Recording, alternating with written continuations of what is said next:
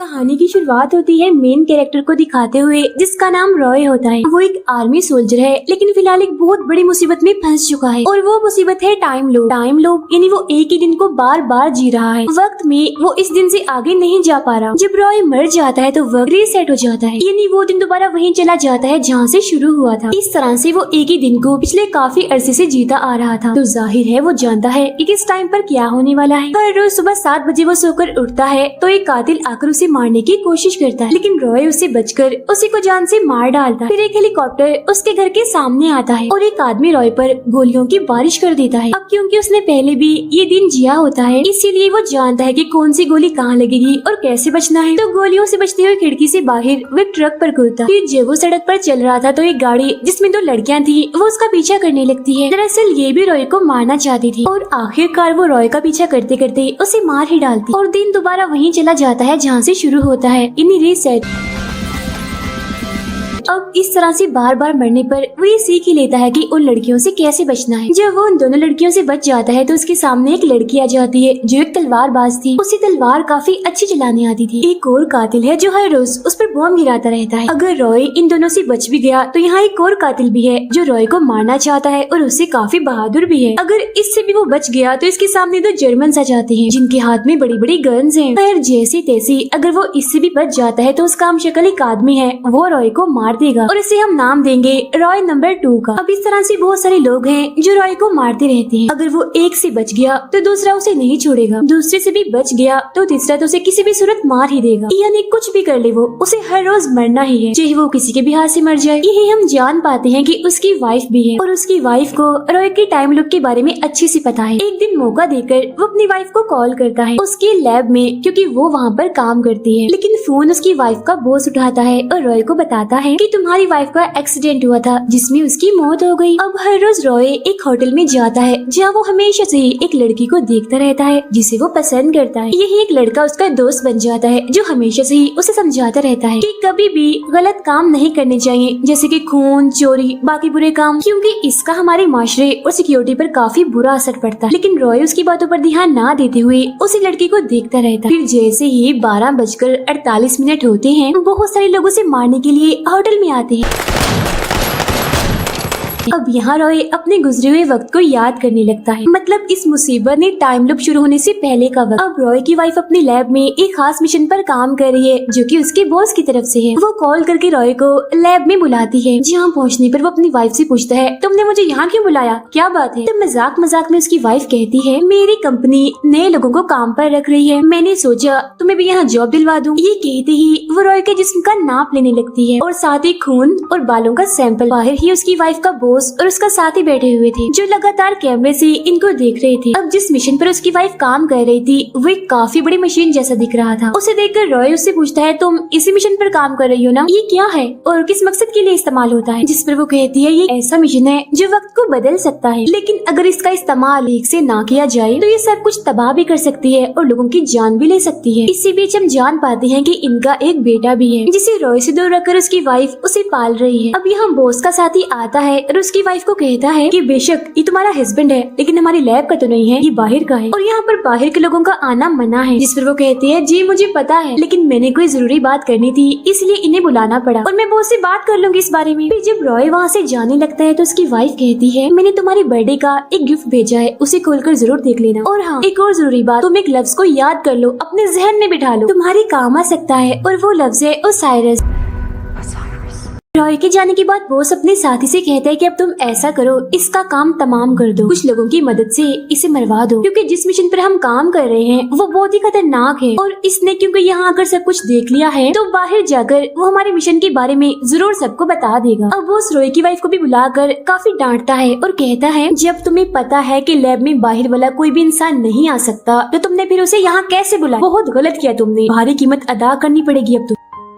इसी रात रॉय जब एक बार में बैठा था तो उसके पास एक लड़की जो डेंटिस्ट होती है वो आई और दोनों की काफी अच्छी दोस्ती हो जाती। फिर जब वो लड़की रॉय के पास नहीं होती तो उसकी वाइफ की कॉल आती है जो रॉय से कहती है, मेरी बात सुने, मैं एक बहुत बड़ा काम करने वाली हूँ और इसमें मुझे तुम्हारी मदद चाहिए। लेकिन उसका बॉस टेलीफोन की तार काट देता है और वो अपनी पूरी बात रॉय को नहीं बता पाता। फिर उसकी वाइफ रॉय के खून और बालों के सैंपल उस मिशन में रखने की कोशिश करती रहती है, लेकिन उसे ऐसा करता हुआ उसका बॉस देख लेता है और अपने साथी को उसे रोकने के लिए भेजता है। अब इसी सीन के साथ गुजरे हुए वक्त का ख्याल खत्म हो जाता है जो रॉय देख रहा था। ख्याल से बाहर आते ही रॉय को अपनी वाइफ का बर्थडे गिफ्ट याद आता है और उसकी वाइफ ने कहा भी था कि उसे जरूर देख लेना। फिर जब वो गिफ्ट को खोलता है तो वो एक किताब थी और वो लव्स यानी ओसाइरस जिसे उसकी वाइफ ने याद करने को कहा था वो भी लिखा हुआ था। तब यहाँ हेलीकॉप्टर आ जाता है रॉय को मारने के लिए, लेकिन हमेशा की तरह वो उनसे बच जाता है और एक जगह पर आकर इस किताब को पढ़ने लगता है। किताब की कहानी को पढ़ने के बाद रॉय सोचने लगता है कि ये कहानी मेरी मदद कैसे कर सकती। यही वो अपने बेटे को देखकर उसका पीछा करने लगता है उससे बात करने के लिए। तभी हम देखते हैं कि यहाँ बनी सारी स्क्रीन्स में खराबी आ गई है, लेकिन उस तरफ रॉय का ध्यान नहीं जाता। रॉय अपने बेटे के पास जाकर उसे पूछता है, बेटा आपको इस वक्त स्कूल में होना चाहिए, आप यहाँ क्या कर रहे हैं। फिर वो अपने बेटे को लेकर उस जगह से बाहर आने लगता है। इसी वक्त वो टाइम देखता है तो 12:50 हो रही थी। वो सोचने लगता है कि रोज वो सारे कातिल 12:48 पर यहाँ आ जाते हैं मुझे मारने के लिए। अब 12:50 हो रहे हैं, अब तक उन्हें आ जाना चाहिए था, मुझे मार देना चाहिए था। लेकिन हाँ, मुझे इतना पता है कि उन्होंने मेरे अंदर एक छोटी सी डिवाइस लगाई हुई है मुझे ढूंढने के लिए, तो जरूर कुछ ही देर में वो यहाँ आ ही जाएंगे और मुझे मार ही देंगे। अभी उसका ये सोचना ही था कि वो कातिल यहाँ पर आ ही जाते हैं और उसे मार ही देते।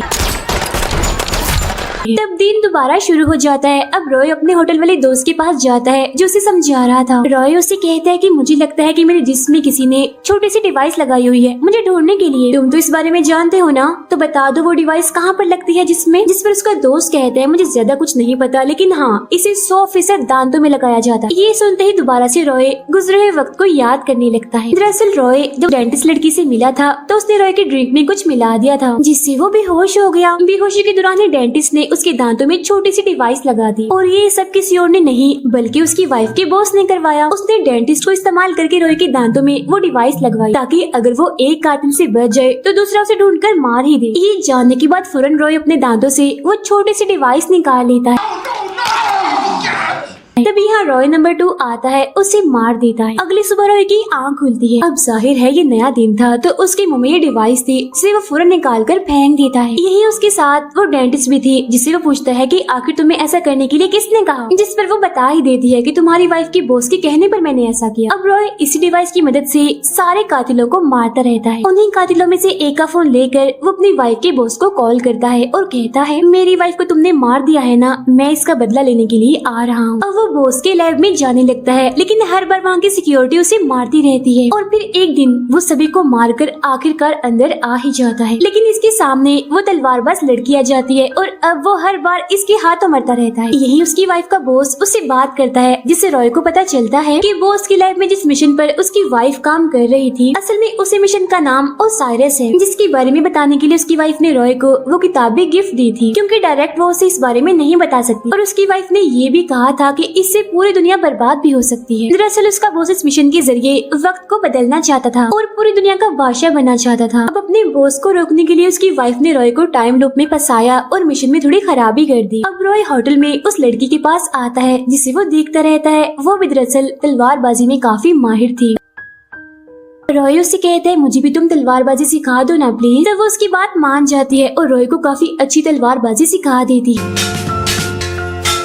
और अब की बार रॉय लैब में गन्स लेकर नहीं बल्कि तलवार लेकर जाता है और आखिरकार उस तलवारबाज लड़की को मार ही देता है जो कब से उसका रास्ता रोकती आ रही। इसके बाद वो बॉस को मारने के लिए जाता है। तब बॉस रॉय से कहता है कि अगर तुम मुझे मारोगे तो तुम्हारा बेटा भी मारा जाए, लेकिन इसके बावजूद भी वो उसकी एक नहीं सुनता और बॉस को मार देता है। रॉय फौरन अपने बेटे को बचाने के लिए उस जगह पर पहुँचता है जहाँ उसे उसका बेटा मिला था, लेकिन तब तक काफी देर हो चुकी थी क्योंकि बॉस के लोग उसके बेटे को मार चुके थे। इसी दौरान उस मिशन को चला दिया जाता है जिससे वहाँ एक काफी बड़ा धमाका होता है जिसमें काफी लोगों के साथ साथ रॉय भी मर जाता है। अब अगली सुबह जब वो जागता है तो काफी मायूस और दुखी हो चुका था, ये सोचकर कि इतनी मेहनत की मैंने लेकिन कोई भी फायदा नहीं हुआ, इसीलिए वो हमेशा की तरह बार बार उन कातिलों से मरता रहता है। अब वो सोचता है कि वैसे तो ये सब खत्म होने वाला है नहीं, तो मैं ऐसा करता हूँ हर बार अपने बेटे के साथ टाइम गुजार लेता। तो वो ऐसे ही करता है, अपने बेटे के साथ काफी अच्छा वक्त गुजारता है। दोनों काफी खुश होते हैं। रॉय अपने बेटे को ये नहीं बताता कि मैं तुम्हारा फादर हूँ, वो बस ये कहता है कि मैं तुम्हारा एक दोस्त हूँ। उनकी बातचीत के दौरान उसका बेटा कहता है कि आज मैंने मामा से बात की। ये सुनकर रॉय काफी हैरान हो जाता है और सोचने लगता है कि इसका मतलब ये है मेरी वाइफ मरी नहीं बल्कि अभी जिंदा है। वो लैब में जाकर बॉस के साथी को मार मार कर उससे अपनी वाइफ के बारे में पूछता है, जिस पर वो बताने लगता है कि तुम्हारी वाइफ ने उस मिशन में थोड़ी खराबी कर दी ताकि बॉस उसे इस्तेमाल ना कर पाए। जब बॉस को इस बारे में पता चला तो उसने तुम्हारी वाइफ को मार दिया। अब कैमरास के जरिए रॉय को पता चलता है कि इन्होंने उसकी वाइफ को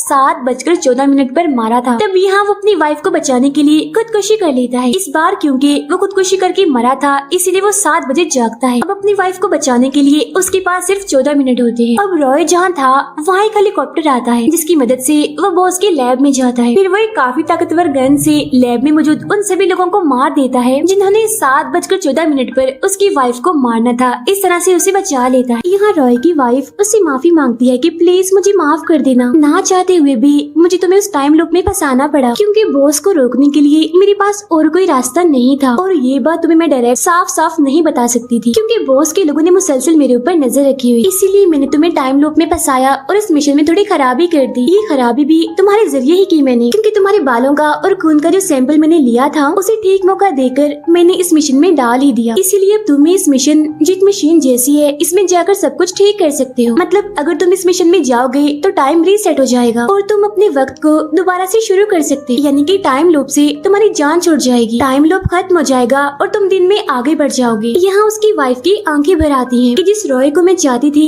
जो अच्छा इंसान बने वो वापस लौट ही आया, यानी उसने अपनी वाइफ, बच्चे और सबको बचाने के लिए अपनी जान खतरे में डाल दी। इसके बाद वो अपनी वाइफ को आखिरी गुड बाय कहकर उस मिशन में चला ही जाता है और इसी के साथ ये फिल्म यहीं पर खत्म हो जाती है।